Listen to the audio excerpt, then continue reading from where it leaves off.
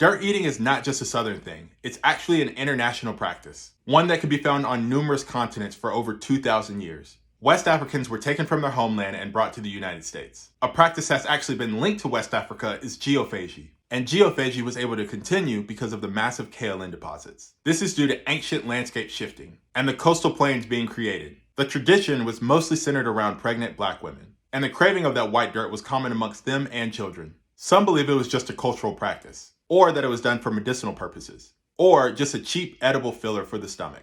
And this form of geophagy in the South brought a racial divide, with whites largely looking down on this tradition and using this to reinforce racial and inferiority-based stigmas. Eventually, it was adopted by other races, usually poor and rural, and that tradition began being passed down in those areas, no longer just exclusive to blacks. Kaolin is said to have several different uses. It's said to line the intestines and help upset stomachs, and was actually used in previous versions of kaopectate. It's also said to be a good source of minerals and pull toxins from the body. Too much of this white dirt can actually pull the minerals out of the body and create an anemia. So while it is a practice, it can be harmful if not done correctly.